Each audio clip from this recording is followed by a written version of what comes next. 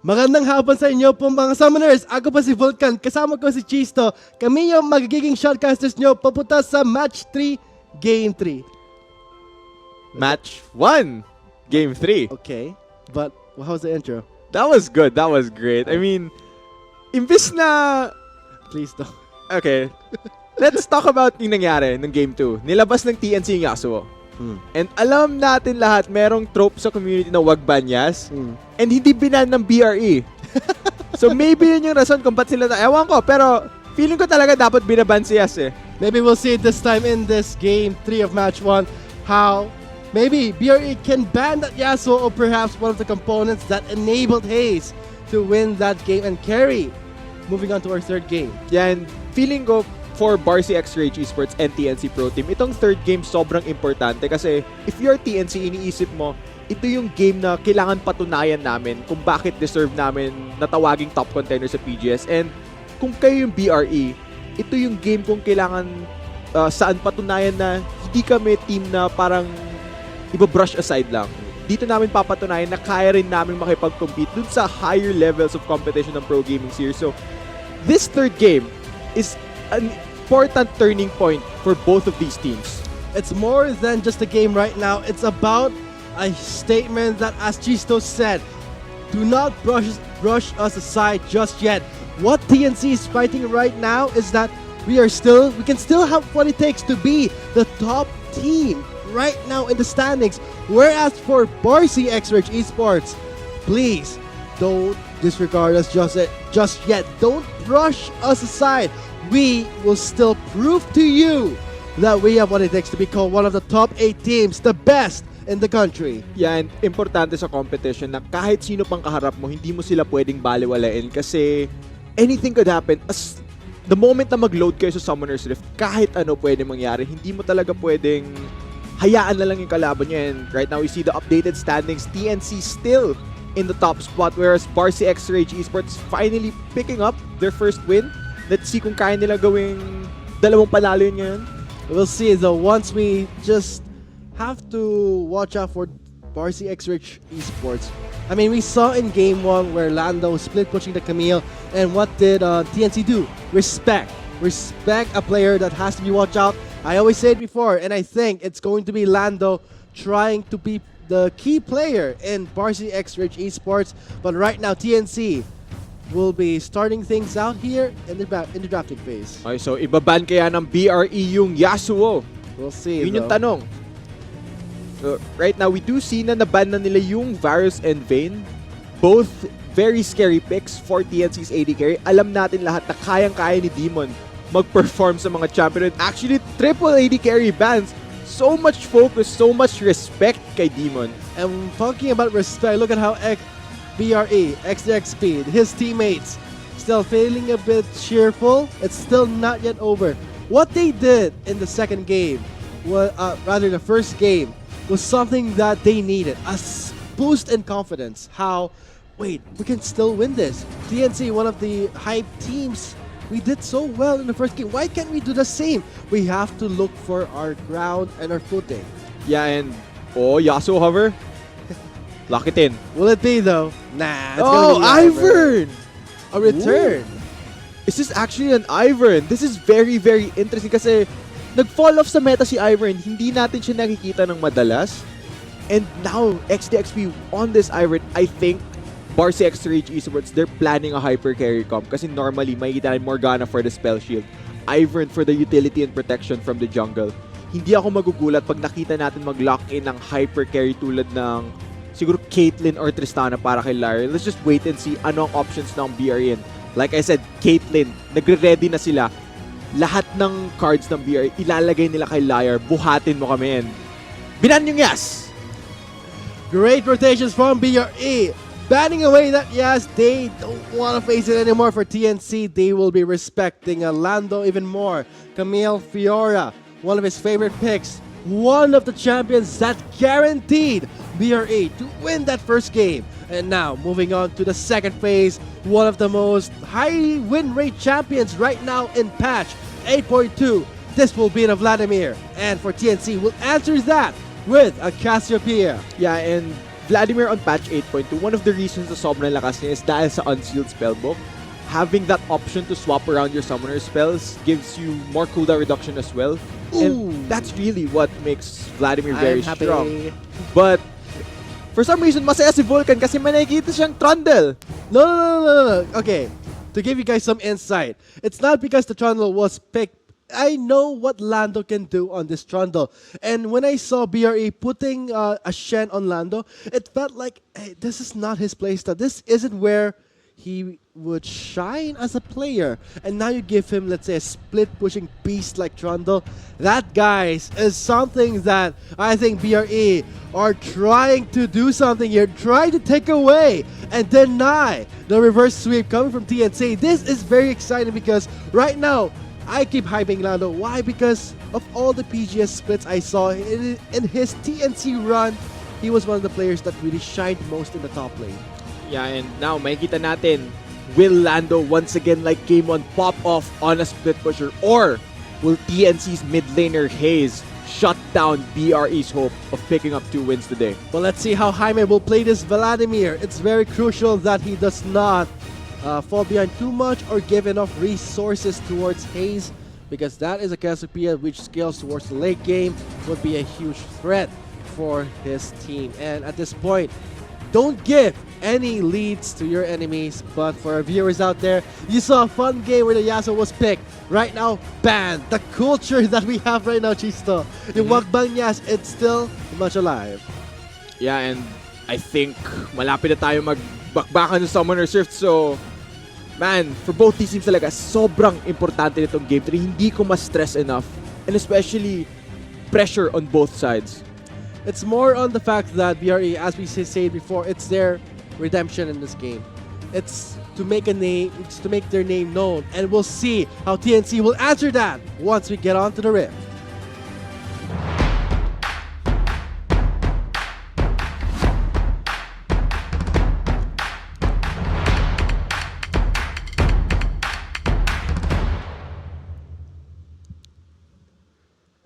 Okay, tara na mga Summers. Samahan nyo kami ni Opa Vulcan as we load onto the Rift for Game 3 of Match 1 of the 2018 Pro Gaming Series between TNC Pro Team on the blue side facing off against Barcy X Rage Esports on the red side. I regret giving you the chance to do that intro, and don't touch me.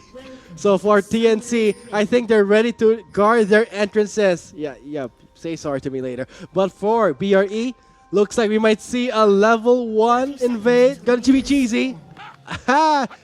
Feeling ko di sila magkakahanapan. Great minds think alike here in this game. And I just love how they're like, wait, saan sila? Ang kwento ng pag-ibig ng BRE at TNC. Oh my God. What? Nasa kabilang side sila ng mundo eh. Ang malas naman nila, hindi sila mag-meet. Parang love life mo din malas. Okay. Okay. Wag na natin pag-usapan yung focus tayo sa match. You brought it up. You said that for yourself and I just clashed it. Pero mukhang hindi sila magkakahanapan. Of course, alam natin nakakatakot yung level 1 ng parehas sa team. Mag-face check ka sa Brom. That's true. Masa-stun ka kagad, you're just dead. Mag-face check ka sa Morgana. Mag-AFK kapag tinamaan ka ng Q. Mamamatay ka rin. But it looks like hindi nga sila magkakahanapan and magiging standard yung lane matchups natin. And for TNC, they did the right call to just guard their entrances. And for BRE, it's gonna be more of a standstill laning in the mid lane. And let's see, can this unsealed spellbook Vladimir?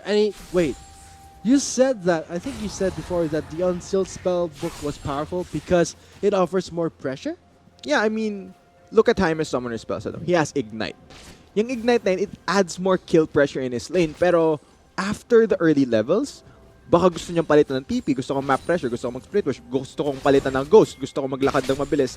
It gives him so many more options to try and play around TNC, but XDXP.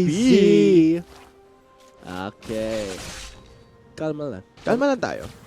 Pero actually, may gusto kong pag-usapan, isa pang change dun sa patch 8.2, yung minion aggro. Especially, we see Cassiopeia. Alam nating mga viewers as well na we see Cass, normally gagawin niya is magsaspam siya ng Isayo in lane. Noon, before 8.2, the minions won't aggro even though she hits you with the E. Now, hindi mo na pwedeng abusuhin yung Twin Fang Harass kasi the minions will go and attack you. And this early into the game, sasaktan ka niya mga minions. Huwag mong gagalawin yung laner ko. Gaganyanin ka nila. So at this point, it makes the laning phase more defensive for our mid laners, especially Cassiopeia. As you said, that it's going to take a while for her the Cassiopeia itself to actually scale up. And now we're seeing that. I can see that if Hayes tries to harass with his Cassiopeia, malulugi siya kasi you're talking about a Vladimir who has that sustain. And tignan mo, lahat ng damage na kay Hayes, sa minions lang galing Oh yan. god, Lando does not see it coming, but Burst is in the zone. Forcing out the flash. Will he get the kill though? But no! Sadly, the parley will be the finishing blow, giving the first blood to TNC a huge lead on a gangplank. Yeah, and just like, even though I think Gangplank is... Ooh, Oh, what's this? What's Jaime doing? Cheese though! He's gonna be cheesing it. Oh, flashes away. Close call. Minion aggro, maybe doing the works, but thanks to the pot, he will be surviving. But this is an unsealed spellbook Vladimir. That cooldown should be up faster, but for Hayes, still grabbing onto the summoners. yeah, kahit nga mabilis yung cooldowns ni Jaime, meron pa ring summoner spell si Hayes. So if nag-all-in si Jaime, meron pa ring flash at heal si Hayes. And looking at that gank top lane, ang ganda ng adjustment ng TNC. Nakita nila nung game 1 na nahirapan si Icarus ng konti sa 1v1 matchup versus Lando. So they make the immediate adjustment and they send Burst top lane. They get the first blood onto Gangplank. That's big, especially now that Gangplank struggles a bit with the Kleptomancy changes. That's why I said it was such a huge lead because of the Kleptomancy changes. And now, the question is, can Lando try and itemize properly against this Gangplank? Already picking up the Sheen at less than 6 minutes. That's huge. He did start with the Crystal, but I'm just worried how Lando can actually scale in this game. He loves to split push. You have to give that opportunity to Lando, and that's gonna grant BRE a good start, perhaps winning the game. Pero I think abot sa point yung game na may hirapan si Icarus na i-1v1 si Lando. Kasi of course, alam natin Trundle, hahampasin ka lang niya paulit-ulit tapos eventually matatalo ka rin niya. It's just the nature of the champion.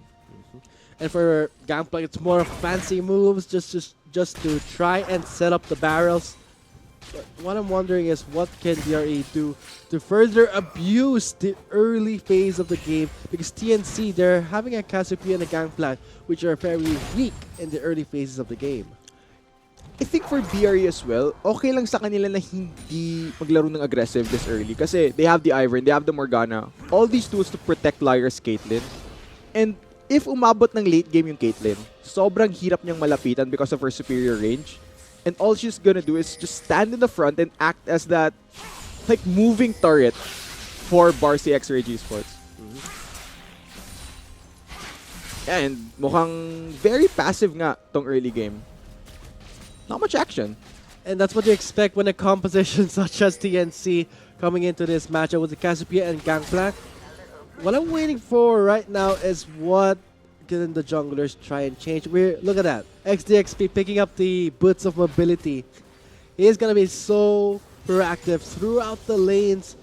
But we are spotting Burst around the brush side, just lurking in slowly. He wants to go in, but it's a bit shy. Let's see how let's see how BRE can try and answer this. But what I like about Shanna running this Morgana right now is because she won't be in the dangerous zone where she will be the one to be picked off. Like that Nautilus in game 2, that was very questionable. Yeah, I do agree with your point na nung game 2 nga, medyo paulit-ulit na huli si Shanna on the Nautilus, but now more safety in the Morgana where pag mag-face check siya, all she has to do is black shield herself and she's fine from all of the CC. But if hindi niya pinindot yung E, sobrang daming CC options. Merong stun sa Sejuani, merong stun sa Braum. Hindi ka gagalaw dyan pag nahuli ka. So and that's why you have to time things properly. Great communication will go a long way when you're talking about a bot lane matchup.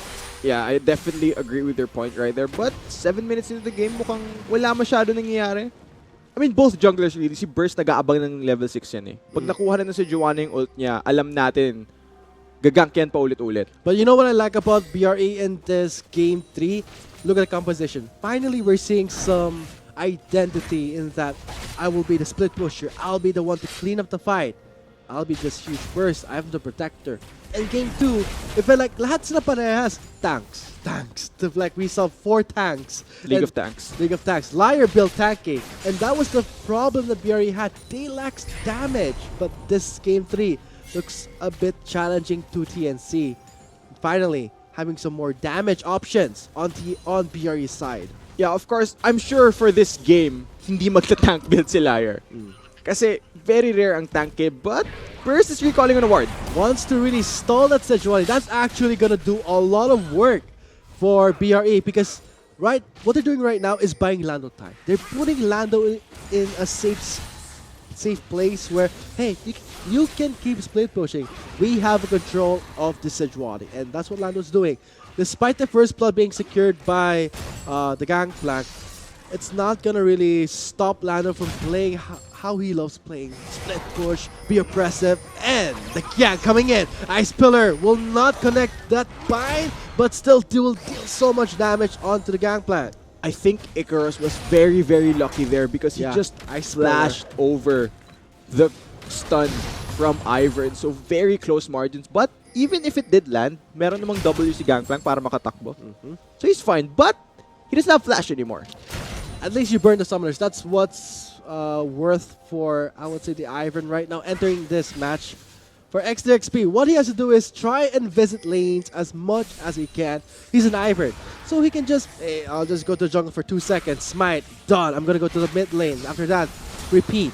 That's the pressure that an Ivern should bring in this game. And perhaps BRE can really shake the odds and try and, let's say, tickle TNC's feathers in a sense that they can try and take away their clean sweep. Ini-imply mo ba na ibon yung TNC na meron silang feathers? Alamang, look at their logo. Okay, fair point. Pero, you know, I'm really, I'm very happy that we get to see these off-meta junglers, I should say. I mean, Nunu will probably be more meta because of the recent buffs, but I really like that XDXP is bringing in these new champions, such as during the first game, Nunu, and this time, Ivern. And I think he's one of those junglers that can actually perform on these rather odd picks. You're talking about the Ivern, right? Yes. So, what brought this Ivern back to the meta? Because we saw buffs on the Nunu, no buffs on the Ivern. I think it's more of the other junglers being nerfed that allowed Ivern to be playable in a sense. Kasi we saw a bit of nerfs to Domination, to Kha'Zix, to the Aftershocks of Giovanni. And since those build paths and specific champions were nerfed, it indirectly allows other champions to be more playable and more viable in the meta. And remember the time where Ivern was first released? Man, you would be triggered so much that Ivern having so much pressure, and XXP still trying his best to land those skill shots and provide more help, more pressure through the lanes. Because right now what BRE is fighting for, as we said before, is not just the points, but a message that they can send to us. Yeah, and for these teams, this Game 3 will probably write the story of the rest of the pro gaming series for both of them. I mean, like we mentioned earlier, for TNC, ito yung game na gusto namin patunayan na deserve naming tawaging contender sa PGS. And if you're BRE, this is the game na lahat ng doubters namin, we're gonna prove you wrong. Yun yung message na gusto nilang iparating. Kasi after that week 1 performance from BRE, of course, a lot of questions were asked. And during the first game here, nakita natin, kayang-kaya nilang makipagbakbakan sa best competition. And this is the turning point for both of them. And I just love how that BRE, they're learning from the first week. And to our viewers, it may seem that it's a bit a stale game where it's so slow, ang bagal. There's no clashes happening. Probably you're a bit upset because that means no thrill of the hunt. But keep watching because when the mid game does happen, there's a Vladimir. That is a clean-up beast, and that's something that you have to wait. The Cassiopeia is there too. Hyper carries are just being taken care of in this early phase of the game, and what BRE is doing right now is pretty smart. They respect TNC's composition and don't want to overcommit, and that's gonna be a nightmare for them. That's gonna help TNC scale faster into their spikes. Yeah, and actually sa lahat ng mga nanonood, I think what most viewers don't realize is if mabagal yung pace ng game, it means na sobrang high level ng play. The best teams in the world, they tend to play a bit more slower. Hindi sila yung bara-bara na lang na susugurin namin kayo kung kailan namin gusto. Very methodical sila and very set up lahat ng play sila. So, pag may nakita kayong game na yung mga first 1 to 15 to 20 minutes medyo mabagal na laning phase, it just means na sobrang high level ng play na nangyayari. And that just goes to show how the game will further extend longer. And I think we all know of the longest game that we saw recently, the 93-minute game. That's the highest level of gameplay you could expect in the Philippines, because BGS as itself is the highest level of competition, the highest skill level. Gang coming in, Glacial Fissure for the knockup. Glacial Prison will miss. Finally, you will see a gang, and for Demon to secure the kill. Lives in trouble. XCXP intervenes, taps in Daisy. He will help, but that's gonna be the Sejuani again. Burst, being proactive, denying the counter guy because an Ivern can't do much. Yeah, and I think that right there is TNC pulling the trigger first. Naunahan nila yung BRE na kumilos, and I think Liar could have possibly saved this flash. The Black Shield was still on, pero still, he is safe. Oh, here comes Flash Burn on Liar. Ooh, Pop stasis. This could be time for XXP to buy time for Liar. Stunned to the wall. He will try and survive, but it will be Burst taking him down. Lando comes in with the Subjuke. Let's look at Demon. Stealth right now. Camouflage will not commit to the fight. Lando has the full channel, but runs out of Subjugate. He will try and back out just in time for TNC to fight back. Here comes Haze with the Cassiopeia, and now Jaime is trying to back away. Assistance, but the Petrifying Gaze for the two-man Petrify will grant Demon that double kill. Yeah, and that was very well played by TNC. They bought enough time. They baited BRE to keep chasing them down, and I think Lando, he went over-aggressive. Ang ganda rin nung response ni Haze. Immediately goes bot lane. Hindi niya hinayaan yung team niya doon. And that right there, teamwork pays off. TNC now up 5-1 in kills. And you saw how Lando moved throughout the clash, knows the flow. As soon as his Subjugate ran out, he knew that, oh god, I'm in a bad spot. I have to back off. And as Chisto said, very smart of Haze to instantly rotate, to follow the pressure. Look at Jaime, he has the Ghost right now, not anymore the Ignite. I thought BRE would be able to clean up that fight, but after the bot lane clash, this is bad news. We all know it. But let's have a breakdown of that bot lane gang. Yeah, and I think si Liar, nasobrahan niya ng konti na bumalik doon. And even though he pops his stopwatch, there's really no escape from a Brom Sejuani combo. And si Jaime, hindi niya naabot si Demon. Nakapag-reposition si Demon, nakuha niya yung reset sa ambush niya dahil namatay si Liar. So that means the Twitch can reposition, they're able to reassess the fight, and BRE overextends just in time for Haze to arrive. At this point, dapat yung BRE tumatakbo na sila. Pero with China coming back in, they felt confident enough. They turn around, and TNC punishes them for it. Great trick by Haze there. They knew that, hey, we have Shadow, we have the Morgana's Black Shield. Maybe we can start to fight again. Bad news right there. Glacial Fissure is there. Demon gets a kill. Tags in Daisy, but you're not getting anywhere in that powerful slow zone that TNC prepared for BRE to step into their traps. Oh, Jaime. Second pull, will he survive? Pro belts away, does not get petrified, pops the stasis. Will survive, his cooldowns are up. Haze, will he commit? No, he's smart enough. But now, here comes Liar. Oh, that's gonna be an easy kill. Flash still burnt. A lot of resources burnt by Haze. In the end, BRE won a lot from the clash, but what's happening in the bot lane? TNC punishing BRE again with the pressure. But Lando, he knows this. He knows how they play, and immediately answers that pressure into the top lane's outer turret. Okay, this is good. Bumabawi yung BRE. Kahit behind sila, alam nila yung kaya nilang kunin na fight. But still, gaya na sinabi mo, Vulcan, merong bad news na haharapin yung BRE. Kapag nag-high si Demon sa kanila, bigla na lang siya lalabas sa stealth, mag-high siya, meron na siyang Infinity Edge. Tapos, I think he's building towards a Runaan's Hurricane. Sobrang sasaktan sila ng Demon. And, pag nakuha na ng BRE yung bad news na yun, merong ilan sa kanila medyo mapapaiyak. And for BRE to try and answer and remedy that bad news, the Demon, with the stealth, as you said, with the Infinity Edge, what can he do? don't commit to a clash. I mean, there are so many ways that you can win a game in competitive League of Legends that you don't need to always commit to a clash. You can always go for the macro play. You can always go for the configuration 1-3-1, pressure at the top, pressure at the bottom, whatever that you feel like the players can do. But let's see what happened in the Infernal side. Yeah, and I think this is Shanna wanting to give vision to her team kasi nga up yung Infernal Drake. Very, very important dragon. But unfortunately, steps too far forward.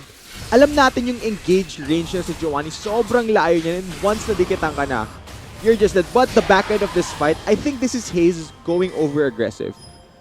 Jaime was able to kite back long enough. And unfortunately, Cassiopeia stepped on a trap. And it's a bad news. It just dies. Lots of resources burned there, but going back to what I was saying about BRE, they're the ones that always get picked up. This is why I felt like it was a bit weird that how the clashes are always happening so abruptly. So sudden, big clashes, then a huge cooldown. This is a pattern that I saw in Game 2, and that's why I was wondering, what's happening? And then I realized it was Shanna getting picked off. That was the bad news, but Speaking top of picks, lane, again, the curse does get channeled from the top lane. Another pickup again, XDXP. Pickups are happening all over the map, Gisto. What is happening here? Demon. And now in the mid lane. What's going on here? They just love picking up 1v1 duel me, bro. And no, he does lose that duel. Yeah, and naka-receive ng bad news si Liar. Just like that. Demon absolutely destroys him, but Shanna will get dove here. It's Or not. still risky. They can't just commit to this. Shanna does have the black shield. But what I'm wondering right now is, why is everyone in BRE getting picked off? This is so different. When I saw in Game 1, I had high hopes for BRE in Game 1. Great macro.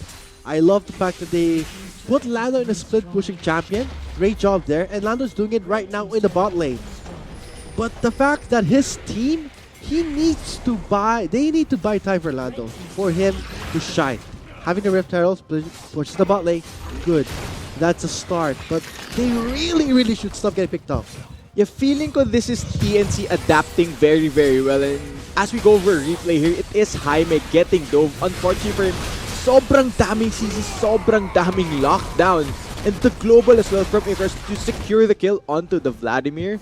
And going back to your previous point, Vulcan, na nabipick off nga yung members ng BRE. But speaking of pickoffs, I think Lando's fine. It's fine. He does have the frozen domain to back off. So, still, the plan is still there for BRE. Split push your way to victory. The how we saw in Game 1. Split push, help Lando.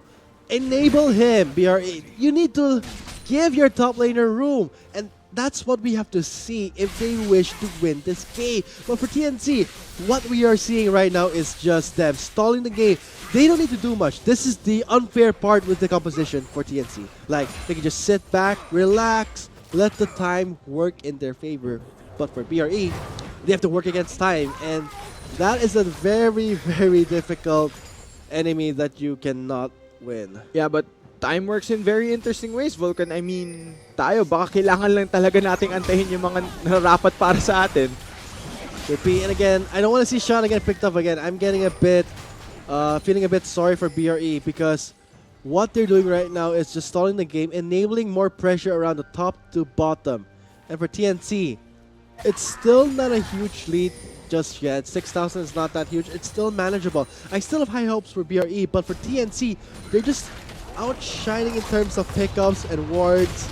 But for Lando, trying his best in the bot lane. Yeah, for Lando, his mindset right now is I need to be able to 1v1 Icarus' Gangplank. Kailangan ko siyang ma-push out here, ma-force back. Kasi if I'm not able to pressure Icarus, but kawawa yung team ko. But it's so difficult to split push when a Gangplank has amazing wave play with the cannon, with the barrels and the cannon barrage. Yeah, and sobrang frustrating nun para kailangan. But speaking of fights, oh my god, look at the damage dealt by Hayes onto Jaime. So this is bad news. We're already seeing, and what Hayes got out of that fight was that, hey, I can take on Jaime without any trouble.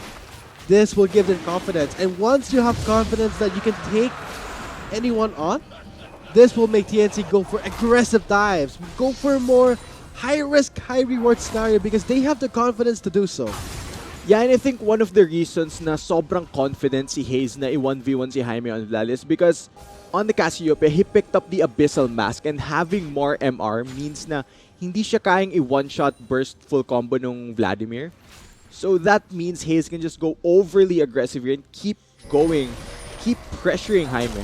So what I'm waiting for right now is how can Jaime fight against this Cassiopeia, because if he cannot even duel this Cassiopeia with the Abyssal Mask having more defensive MR, what is the chances of BRE winning this game 3? Alam mo pwede niya gawin? What? Magtawag siya ng tropa niya. Like, tawagin niya si XDXP, tawagin niya si Liar. Tara, binubuli ako neto ni Hayes. Pwede ba tulungan niyo ako labanan siya? But, speaking of laban, Slow zone coming in. Barrage is still available, so what he will just use the barrels to back off. Because if ever Lando did commit to the fight, I think Icarus can take him on. 24's ghost play for the lethality. Glacial Prison. Where was the Black Shield? A bit too slow. Barrage slow. Shot again. Getting picked up by TNC. Hayes getting an easy kill. The gaze will not channel through. It's going to be XDXP, the second victim for TNC. And now moving on to Jaime. What is this pattern we're seeing here? One by one, the members of BRE getting picked off, where TNC moving as a unit. yeah, and I think magdo-domino effect na yan, Vulcan. With those 3 pickoffs, I think TNC can possibly make a move to take the Baron. The problem here is that Lando trying his best to split push, but the split push will only work if his teammates can handle a 4v4 fight. That's not gonna work. Trundle cannot contribute too much to a clash. You may say, kami nag-Trundle, split push, not joining the team fight. Why? Because that's what Lando can only do right now. That's what he believes.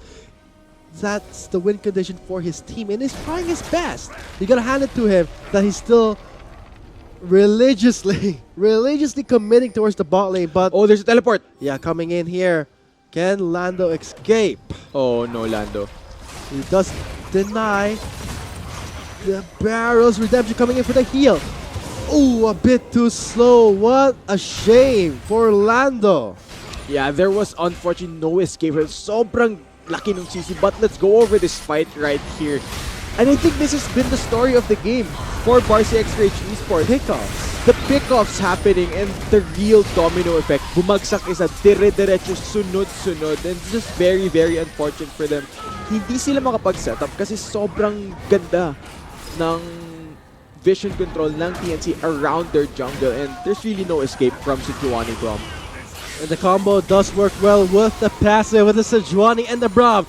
Things are looking so good for TNC. Another engage with the combo. The Freljord will conquer the mid lane. And a triple kill will be rewarded to Demon. That's going to be our link for the thrill of the hunt. Yeah, but it's not over yet. It's not over yet. Jaime trying his best to buy time, but 2 members, can they be the ones to delay the advances of TNC? Lalo in the middle, trying to pick up any member he can. Fails. It will be Icarus killing him off. Yeah, okay. Now, 26 minutes into the game. Mahaba-haba na yung death timers unless makakita tayo ng pentakill galing kay Jaime or kay Shanna. I think this is TNC ending the game and winning the series 2-1. With the Baron buff's help, this will be TNC fighting back against BRE. This is the last stand for BRE. But when you are working against time, where TNC is working with time, it will be TNC winning this first match with a 2-1 standing. Yeah, and looking at this third game, feeling ko ito yung pinaka one-sided out of each of the matches. And I think TNC, they're writing their story now. We deserve to be respected as one of the top contenders in the pro gaming series. And just like that, pinakita nila sa atin lahat kung bakit kailangan alamin nyo kung sino yung TNC. Well, I was wondering what happened in Game 1. Why couldn't BRE? Why couldn't BRE try and repeat the miracle they did in Game 1? Why wasn't the case for BRE to try and win this. I think looking at it from an analytical standpoint, the story of the game for BRE was Shanna getting picked off over and over. It's just the mispositionings were punished very well by TNC. They used their tools to catch her and just layered all the CC, and the support just got bullied during the previous 2 games. But a positive takeaway for this from BRE, they did win their first match, and if you're the newest team in the Pro Gaming Series, that's a definite win for you. And moving forward, that's very, very positive for their mindset, and I think they could build momentum off of that and possibly climb up in the standings in the following weeks. And for TNC, congratulations again, being one of the impressive teams entering the 2018 Bacchus PGS Spring Split.